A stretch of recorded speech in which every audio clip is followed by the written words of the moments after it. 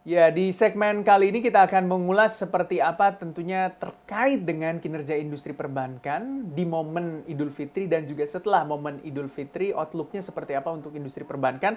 Kita akan membahasnya bersama-sama dengan Presiden Direktur PT Bank Sentral Asia TBK, Bapak Yahya Setiatmaja. Pak Yahya, apa kabar Pak? Kabar baik, Gibran. Alhamdulillah. Sehat selalu. Bagaimana evaluasi Bapak secara umum terhadap iklim bisnis perbankan sepanjang kuartal pertama 2022 dan juga ekspektasinya di kuartal kedua 2022 ini mengingat sampai dengan April PPKM sudah dilonggarkan dan aktivitas mudik sudah diperbolehkan oleh pemerintah. Ya, terima kasih Mas Gibran. Mungkin ini satu topik yang sangat menarik ya. Jadi saya cukup lama di perbankan ya. Jadi saya mengalami beberapa economic cycle yang cukup menarik kalau kita amati ya. Biasanya ini bicara sebelum boom komoditas dan dalam normal cycle. Itu selalu bulan Maret atau kuartal pertama itu selalu loan growth itu negatif. Kenapa? Karena biasanya titik optimum tertinggi itu biasa di bulan Desember.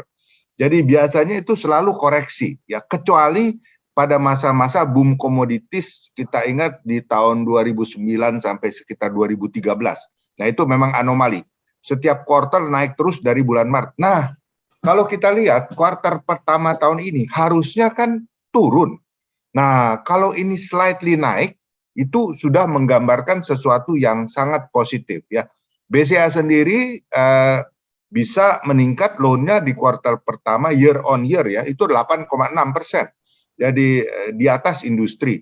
Tahun lalu kita naiknya 8,2 Desember ya. Jadi ini juga mencerminkan industri yang tadi Mas Gibran sampaikan ya. Betul sekali. Jadi kuartal 1 ini kita sudah melihat geliat daripada bisnis dengan keberhasilan pemerintah dengan proses vaksinasi ya, dan juga dengan booster sudah cukup aktif dikembangkan. Lalu kita lihat Omikron itu secara natural memberi kekebalan juga ke masyarakat dan bisa ditata dengan baik. Tenaga kesehatan segala cukup ya.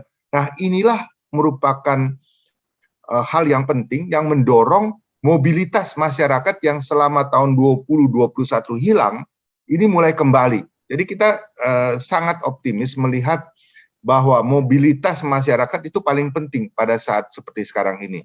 Nah, kalau kita lihat bahwa saat ini kuartal ke-1 masuk kuartal kedua, kita tahu itu Lebaran dan bulan Ramadan, bulan suci Ramadan ini, di mana ya kita tahu bahwa THR mulai diberikan, ya ada income tambahan, bisnis menggeliat, mungkin banyak juga saudara-saudara kita yang mudik, udah 2 tahun susah mau mudik. Nah, ini kesempatan yang baik kan.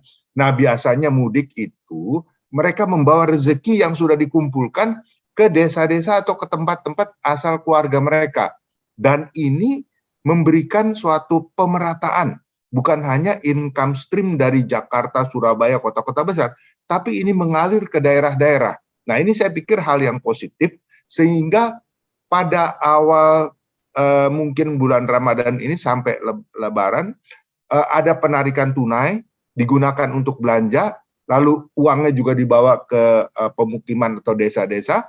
Nah, ini akan dijadikan suatu buying power yang baru. Nah, ini kita harapkan penyebaran daripada income kemampuan income yang meningkat, buying power masyarakat meningkat, dan itu biasanya digunakan untuk belanja. Nah, kita harapkan juga industri juga rasanya sudah cukup siap, sebab itu kita akan mengantisipasi use loan, Mas. Tadinya selama COVID ini 2020-2021, kelihatannya use loan, artinya loan sudah kita berikan, kita udah siapkan dana nih, tapi belum dipakai. Karena apa? Karena tadinya mobilitas belum ada, nggak bisa jualan, atau modal kerjanya mengecil, kan dia nggak perlu kredit. Nah, pada saat optimisme seperti sekarang, saya yakin dan percaya use loan itu akan mulai ditarik karena mereka melihat kesempatan kan. Para pengusaha, pedagang, retail juga melihat ini kesempatan untuk berbisnis. Nah, pasti mereka akan persediaan lebih tinggi ya. Nah, itu membutuhkan modal kerja. Nah, itulah yang kita antisipasi, use loan itu akan dipakai bisa meningkat. Iya, sangat optimisme Pak untuk penyaluran kredit, utamanya mungkin untuk recovery dari Bank Sentral Asia BBCA ini selama tahun 2021 dan di kuartal pertama 2022 ini sangat tercermin dari kinerja keuangan yang moncer utamanya di kuartal pertama 2022 ini, dan mungkin bisa kita berikan appreciate juga sebagai berhasil melakukan recovery juga di tahun 2021 dan di kuartal pertama 2022 ini Pak. Terima Nah, kasih, terima kasih. ya Pak, tapi Berkat nasabah, berkat para karyawan yang terus mensupport dan dengan berusaha untuk memberikan pelayanan yang terbaik bagi nasabah kita, Mas. Iya, betul sekali, Pak. Tapi kalau kita lihat seiring dengan pertumbuhan fee based income yang masih mini, Pak, kalau kita compare dengan pendapatan bunga bersih pada kuartal pertama 2022, Pak, bagaimana sebenarnya pandangan dari BCA terhadap peluang dan juga tantangan utamanya untuk menaikkan fee based income ke depan? Begini, fee based income sebenarnya kalau kita bicara perbankan itu macam-macam. Dari transaksi-transaksi kredit, dari transaksi-transaksi kredit card misalnya ya, kemudian ada juga dari forex transaction, tetapi yang paling besar itu dari payment system. Nah, payment system itu menggunakan giro ataupun tabungan. Ya, ini yang penting.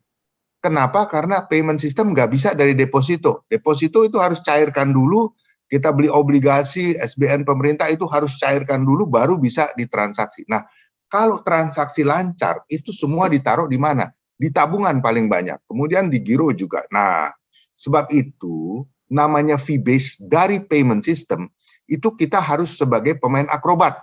Nggak boleh serakah, nggak boleh dibebankan sebanyak-banyaknya gitu ya.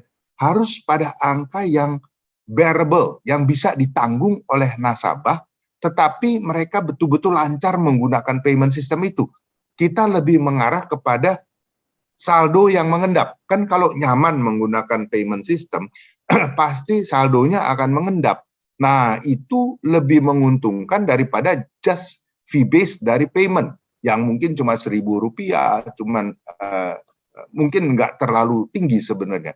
Terakhir ini Pak, saya mohon Pak untuk Bapak bisa menyampaikan pesan selamat Hari Raya Idul Fitri kepada nasabah BCA, masyarakat, dan juga utamanya kepada CNBC Indonesia Pak. Ya, terima kasih kesempatannya Mas Gibran. Jadi saya ucapkan selamat Hari Raya Idul Fitri dan semoga semua sehat dan bisnis bisa meningkat terus, khususnya kepada redaksi dari CNBC dan juga tentunya para nasabah, karyawan, dan semua stakeholder. Kami ucapkan selamat Hari Raya Idul Fitri. Mohon maaf lahir dan batin. Kalau ada kesalahan-kesalahan mohon dimaafkan. Itu aja Mas Gibran. Khusus Mas Gibran, selalu sehat ya. Oke, sehat selalu juga Pak tentunya ya. Terima kasih untuk waktunya di hari ini Bapak Yahya Setiatmaja, Presiden Direktur Bank Sentral Asia sudah bergabung bersama kami. Sehat selalu, sukses juga untuk Pak Yahya dan juga BCA. Terima kasih.